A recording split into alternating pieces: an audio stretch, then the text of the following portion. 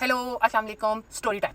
कहते हैं ना कि अल्लाह के हर काम के अंदर मसलियत है और कुछ चीज़ों की मसलियत हमें विद टाइम समझ आ जाती है और कुछ चीज़ों की मसलियत नहीं आती है। तो इसकी एग्जांपल इस तरह से है जो कि मेरे सीनियर दिया करते थे जब मैं जॉब पे हुआ करती थी, कि अगर एक फ़िश को एक टैंक में रखें और उसके बाद उसको समंदर में रखते हैं तो उस फ़िश के लिए वो टैंक ही सारी ज़िंदगी है, लेकिन अल्लाह ताला उससे बाहर भी वो समुंदर में सारा कुछ जो हो रहा है वो देख सकता है। तो वो और कुछ चीज़ें अगर आपको नहीं समझ में आ रही हैं तो आप उनको खुदा के ऊपर छोड़ दो, क्योंकि आप वो नहीं देख पा रहे और अपने आप को डिप्रेस नहीं करो। ये एग्जांपल मेरी स्टोरी के साथ इस तरीके से रिलेट करती है कि लास्ट ईयर जब यही टाइम था एग्जैक्ट जब मैं जॉब से रिज़ाइन दिया और मैं बहुत ज़्यादा डिप्रेस थी, क्योंकि मुझे गाड़ी की पेमेंट्स करनी थी और कुछ मेजर और चीज़ें करनी थी, क्योंकि मेरे पे रिस्पॉन्सिबिलिटीज़ थी और बेसिक एक्सपेंस मैं ही अपने घर का हैंडल कर रही थी। बहुत ज़्यादा डिप्रेस थी मैं, अल्लाह ताला से बहुत ज़्यादा दुआ करती थी कि मेरे साथ ही क्यों और लोगों ने मेरे साथ ही इस तरह से क्यों किया, क्योंकि वो जॉब मेरे लिए बहुत इंपॉर्टेंट थी और मैंने कभी किसी का वहाँ पे कुछ भी ख़राब नहीं किया था।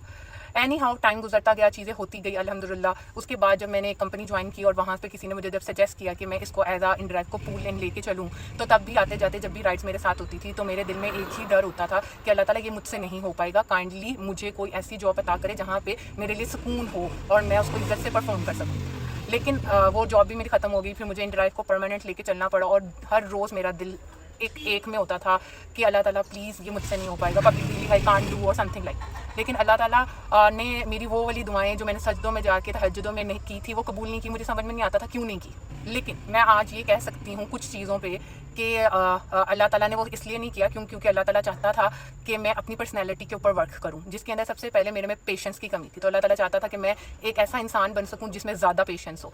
और इसके अलावा अल्लाह ताला ने मुझे ये सिखाया कि तुम्हें लोगों पे ट्रस्ट नहीं करना, क्योंकि तुम्हारा कोई भी इस काबिल नहीं कि तुम उस पर ट्रस्ट कर सको, और तुम्हारा दिल बहुत नाजुक है, तुम्हें उसको संभालना है खुद ही, क्योंकि तुम ही उसकी ज़िम्मेदार हो।